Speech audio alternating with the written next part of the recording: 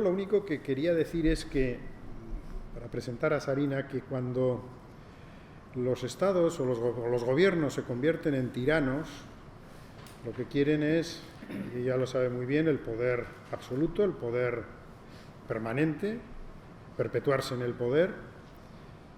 No quieren testigos, por eso, pues elimina a la oposición o tratan de menoscabarla al máximo, en grado máximo. No quieren además testigos y por eso suelen meter contra los periodistas, no quieren que se cuenten las cosas que hacen y tampoco quieren ningún tipo de crítica o de oposición. Y por eso también el tercer gremio, por llamarlo de alguna manera, contra el que se suelen meter es el de la justicia. Tratan de controlar la justicia y, sobre todo, tratan de controlar a los abogados. Y lo que hacen es eliminar a aquellos que puedan serles más críticos. Y bueno, aquí es donde nos podemos encontrar con Czarina Musni, que es una abogada filipina, defensora de los derechos humanos y, por lo tanto, incómoda al poder o incómoda a los tiranos, y los hemos visto además en muchos otros países. A mí, desde la Fundación Abogacía Española, me ha correspondido acudir, por ejemplo, a Turquía, a juicios también frente a abogados defensores de derechos humanos. He conocido abogados venezolanos que han tenido que huir a España por motivos parecidos, abogados de Nicaragua, de cualquier sitio, es decir, de cualquier sitio donde se encuentren con un tirano. Como decía, es licenciada, es abogada, es licenciada en Ciencias Políticas, espero decirlo bien, por la Universidad de Cebú, también licenciada en Derecho por la Universidad de Cagayán Xavier, y aprobó el examen del Colegio de Abogados de Filipinas y se convierte en abogada de pleno derecho en 2015. Desde entonces ha ejercido la abogacía centrada en casos de derechos humanos y en otros privados. También sus padres son abogados en ejercicio y, claro, lo primero que llama la atención, cómo es posible en tan poco tiempo ser tan incómoda al poder tiránico, ¿no? En la actualidad es secretaria general de la Unión de Abogados del Pueblo de Mindanao y miembro de la Junta Ejecutiva Nacional de Abogados del Pueblo. Ha tenido que huir de su país, está refugiada en España, tramitándose precisamente ahora su asilo político. Fue objeto de una serie de alertas también del Observatorio Internacional de la Abogacía en Riesgo, del observatorio en el que participamos también como Fundación Abogacía Española junto con otras abogacías europeas. Y la verdad es que siempre que me encuentro con casos de abogados que se ven obligados a desplazarse, lo primero que te preocupa es decir, pues tratas de ayudar, pues vamos a ver los requisitos que se exigen para la homologación del título, para la convalidación del título, por si esto no fuera algo temporal y tuvieras que quedarte más tiempo. Y la verdad es que las trabas burocráticas son tremendas, que un abogado de cualquier país de estos de los que hemos hablado, Venezuela, Nicaragua, Filipinas, pueda terminar ejerciendo en España, exige primero la homologación del título, luego la convalidación, en fin, algo francamente un auténtico calvario. Y nada más, yo les dejo con Czarina.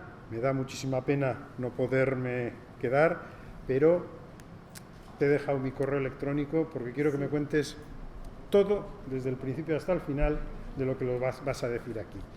Muchísimas gracias y me voy volando. Yo soy Czarina Musni, joven abogada de Filipinas. Disculpa, pero mi español, yo aprendo poco español. Entonces, before anything else, muchas gracias por la invitación para mí a presentar la situación en las Filipinas para cooperación y coordinación con todos. Muchas gracias. Entonces, bueno. So, now, if you can see in the screen, I hope you can, I will be presenting the situation of human rights in the Philippines and relate this to migration. And my testimony, my situation, why I am here in the first place. For us to be able to understand why there is migration, in my case, why I migrated here in Spain in the first place, without understanding the situation that we have in the Philippines. First of all, I want to introduce the organizations that I am in, the National Union of People's Lawyers, or NUPL, and the Union of People's Lawyers in Mindanao, or UPLM. Who we are, what we do, and who we serve. Because we boast ourselves to be some of the best lawyers that money can never buy. The National Union of People's Lawyers is a nationwide association of human rights lawyers, law students, paralegals, and legal workers in the Philippines, united by a commitment to the defense, protection, and promotion of human rights, especially of the poor and the oppressed. These are the marginalized sectors of the Philippine society. The Union of People's Lawyers in Mindanao, or UPLM, is its affiliate in the island of Mindanao, in the south of the Philippines, where I come from.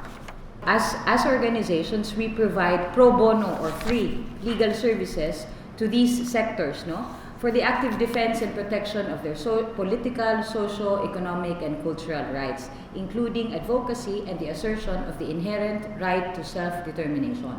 In providing these legal services, we do not limit ourselves in the court. We for sure we defend cases in court, but we also provide legal services outside the court by giving them the knowledge of their rights and the processes in courts and in the legal institutions in the Philippines. Who do we serve? As we say, we provide legal services to the marginalized and oppressed sectors of the Philippines. And these are the farmers, campesinos, workers, trabajantes, fisher folks, the urban poor, indigenous peoples, estudiantes, the mujeres, all those who are the most vulnerable sectors of the Philippine society who cannot have direct access to their rights and services in the Philippine institutions. However, we have this phenomenon in the Philippines which we call red tagging.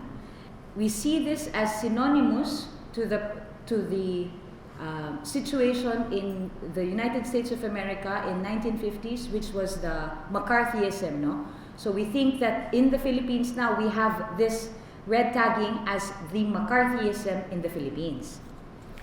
Under the American Heritage Dictionary, it is defined as the political practice of publicizing accusations of disloyalty or subversion with insufficient regard to evidence, and the use of methods of investigation and accusation regarded as unfair in order to suppress opposition. That this phenomenon of red tagging is a process of implicating progressive civil group leaders to heinous crimes.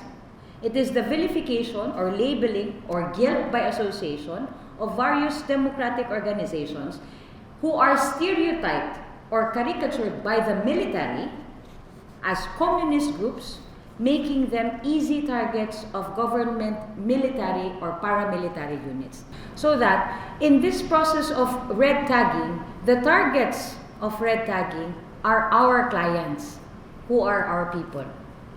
So that the indigenous peoples, when they assert their right to self-determination, or when they protect their ancestral domains, or the workers, when they demand for minimum wage, at least minimum wage, or decent conditions for work, or when the urban poor fight for decent housing, or when the youth, such as ourselves, demand for greater state subsidy for greater education, or the church, for example, in serving the poor. All of these sectors, as they promote and defend human rights, labeled by the state, comunista, entonces, terrorista. We see different forms of red tagging, of red baiting. We see them in tarpaulins, in leaflets, hung around strategic locations in our towns where we operate. All saying that all these organizations and all these persons representing or helping these organizations are a rebel group connected to the Communist Party of the Philippines. But why is it dangerous, this red tagging? The result of this red tagging is that a wide range of groups, including human rights advocates, labor union organizers, journalists, teachers, students, indigenous organizations, all these, are classified as fronts, frente, and then as enemies of the state, that are accordingly considered as legitimate targets by the state. Our compañeros y compañeros in the defense of human rights are also red tagged. And we see that this red tagging, when you are red tagged, it is a prelude to a lot of harassments against you. One of which is a trumped up charge. A trumped up charge is a false and fabricated charge. False and fabricated. It is not only just false, but it is a fabricated charge against a person. And it is always a heinous crime, non-bailable, no fianza, no bail. One of our clients that we serve now is an indigenous people's leader, a very strong indigenous people by the name of Jumuring Guainon, who is facing at least 10 charges in court, and he is detained now. Teresita Naul, one of our staff in the Union of People's Lawyers, was charged with 4 cases.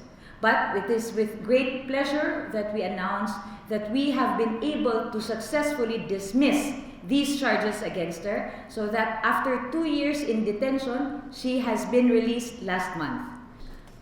But apart from trumped up charge, we also see that red tagging is equivalent to a hit list. As one journalist said, when you are red tagged, you are subjected to harassment, intimidation, threat. Hit list. No? A hit list is a target list. No? So that a lot of our human rights defenders in the Philippines have been neutralized in terms of the military. Neutralized, meaning they have been shot dead. One of them, Zara Alvarez, shot dead outside her home last August 17, 2020. Randy Echanis, a peace consultant for the armed conflict in the Philippines, shot dead at 3 o'clock in the morning at his home. Before they were shot dead, they were heavily red tagged. As members of the NUPL and UPLM, we assist them in court or in any other procedures.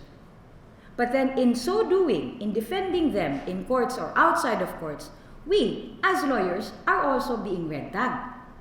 Then we, as lawyers, are also terrorist, NPA, communist, guilt by association. So similar with our clients, we find ourselves, not only our organizations, but also ourselves, our names, our pictures, being red tagged, being featured in tarpaulins, in leaflets distributed around town, as you can see. One of the leaflets that we were able to receive personally are these 2 leaflets that you can see in the center and at the left. At the center is featured my mother, also a staunch human rights lawyer. And in that message, she was stated as being a commander of a battalion of a new People's Army. My mother is a lawyer. My mother was a labor arbiter, and yet she was featured. In the other leaflet, on the left side, is featuring myself, saying that I am a financer of the Communist Party of the Philippines. And because I lawyer for them, so I support, I provide financial assistance to the New People's Army. And these are just two of the leaflets that we have gotten. A lot of our colleagues have been shot to death. May they rest in peace. In 2018, Attorney Benjamin Ramos, who was a lawyer for the sugarcane workers, and Attorney Anthony Trinidad, also a lawyer for human rights workers, were shot dead. In August 27 this year, and September 15, last September 15, these two lawyers, Attorney Rex Fernandez and Attorney Juan Macababat, the vice chairperson of the Union of People's Lawyers in Mindanao, were shot dead. And before they were shot dead, they were heavily red tagged. So we see that indeed this red tagging is very dangerous because it can lead you to jail or 6 feet underground. The NUPL has documented, I hope you can see, from 2016 until September 2021, at least 165 incidents of prima facie or profession or work-related attacks, meaning attacks because these lawyers were attacked in the performance of their legal profession. 165 incidents. In these 165 incidents since 2016, 58 were killings. The 58th was Attorney Juan Macababat, shot dead in front of his home last September 15, 2021. And so we see that this red tagging, not only of our clients, but particularly of the lawyers, has a lot of adverse repercussions. One of which is that it hampers lawyers and judges and other legal professions from freely exercising our own legal profession. And that lawyers have been afraid to take on human rights cases because of this red tagging. This affects so much the role of lawyers that we have in society. We remember that under the United Nations basic role of lawyers, we as lawyers should be able to exercise our profession without fear for intimidation, for repression, and any other threats because of the practice of our profession. But in the Philippines, because of this red tagging, not a lot of lawyers are handling human rights cases. And if so, not a lot of human rights lawyers, what happens to the human rights violations which are escalating? Nothing. Because they're killing the lawyers. So that this must stop. No? We condemn these attacks. This red tagging, this harassment, these attacks against human rights defenders, against human rights lawyers must stop. Because we have seen that one of the effects is that it demonizes social movements. It demonizes the concept of human rights defense in the Philippines. When you say you're a human rights defender, terrorista, is it a crime? Is it a crime to defend? Is it a crime to promote, to defend, to advance human rights? No, it's not. But in the Philippines, because of this red tagging, it demonizes the social movement. And one of the effects, as we have seen and I have personally experienced, is that it has been a cause for forced migration. Now I am here. Because you have seen the political persecution that we as lawyers have experienced. Mine is only one of the cases. And I have been lucky to have been able to sort of escape. But it's not an easy decision. So that it's a forced migration.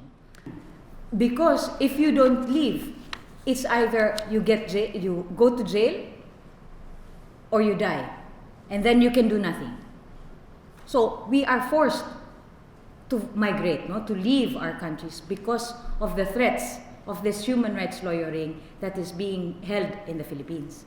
Under the United Nations principles, a migrant, in the absence of a universal legal definition, he or she is any person who is outside a state of which he or she is a citizen or a national, temporarily, permanently, regularly, or irregularly.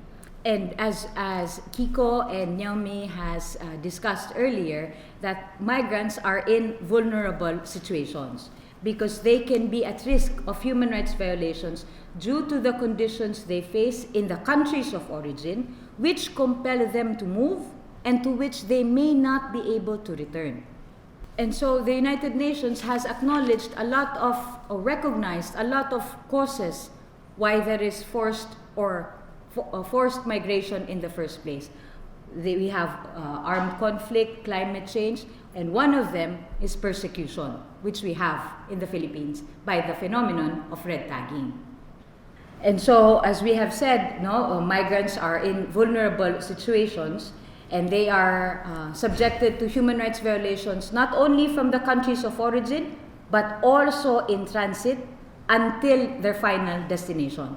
They have also mentioned that as migrants, as people who seek international protection, as refugees, all these sectors are protected by international humanitarian law, such as the refugee law, international humanitarian law, international human rights law, international labor rights law, all these mechanisms that we have in place.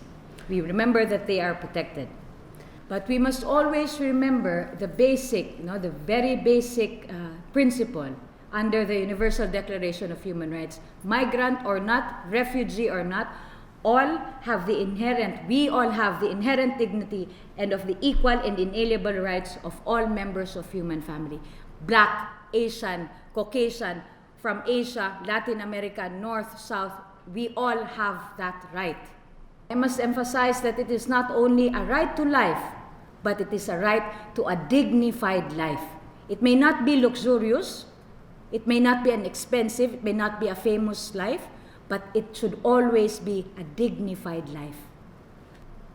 And so these are the reasons why I have come to Europe in the first place, because of these persecutions at home. And I am forever grateful to institutions that have helped me to travel to Spain and to Europe. Before coming to Spain, I was in the Netherlands, and now I am here in Spain. And so I am grateful for these organizations, the Catalan Commission for Aid of Refugees, and the Asociació Catalana per la Pau, and many other organizations who have facilitated my movement to Spain. See. Particularly to the ACP, or Asociació Catalana per la Pau, I am forever grateful, and I appreciate this organization, because it is with this organization that have helped me to continue my work. It's not only that I am here in safety and then I stop. No. It is because that I am in safety that I should continue to work, because not a lot of us are lucky enough to be safe and secure to continue this work. So with ACP, I am able to still continue my work. May not be in court, but still for the defense and promotion of human rights in the Philippines. Entonces, with all these happenings, and now with this invitation and with the Fundación de los Abogados, thank you. I'm very grateful, so that I may be able to continue my work as a lawyer. So, muchas gracias también. And so, finally, we have a lot to do. Now that you have known that this is the situation in the Philippines, that this situation of persecution in the Philippines leads to forced migration, there is a lot to be done. One, denounce the red tagging and attacks on human rights defenders and human rights lawyers in the Philippines. Segundo, address the root causes of forced migration. Because we're talking about migration here. So why do people migrate in the first place? Why do they leave the country in the first place? In the Philippines, we leave because there is persecution. And why there is persecution? Because of these human rights violations. So while we also protect the migrants here in Europe, we should also pay attention to why they are forced to migrate from their countries of origin in the first place. Third, support the human rights movement in the Philippines and wherever, around the world, by any means possible. Make noise, share your advocacies, share your Twitter account, Facebook. Make noise on human rights violations and human rights movement wherever, where there is active human rights movement. We support them.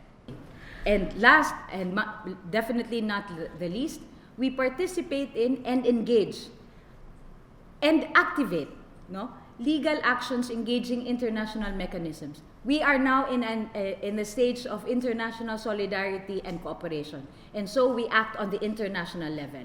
We activate these mechanisms to address all these issues that have been happening. At the UN, the United Nations, at the International Criminal Court, at the EU Parliament, at the Spanish Parliament, wherever it is, no, we make noise in the international community to pay attention also to the local situations on the ground. Particularly now, the Philippines is under investigation in the International Criminal Court because of the war, the war on drugs that is launched by President Duterte. The war on drugs has killed at least 16,000 to 30,000 poor people in the Philippines. And because of these killings, the ICC has reasonable basis to conclude that there is a crime against humanity for murder committed in the Philippines. And so we support this investigation by the ICC. And we all do this and more because we know that this is not only a legal obligation to pursue truth, justice, and peace, but most especially it is our moral obligation as human beings to continue the fight. Not only legal, we have all these legal mechanisms, but more so it is our moral as human beings to help to achieve justice, peace, and accountability. Because when there is no accountability, there is no justice, and when there is no justice, there is no peace. And so we continue the fight, no? We continue the fight to promote, to defend human rights, because we know, as Nery Colmenares has said, because we know that we fight for what is just, and we fight for what is right, and we fight for and with the people. We know that in the end, we shall win. Muchas gracias. Defend defenders. Long live people's lawyers. Muchas gracias a todos.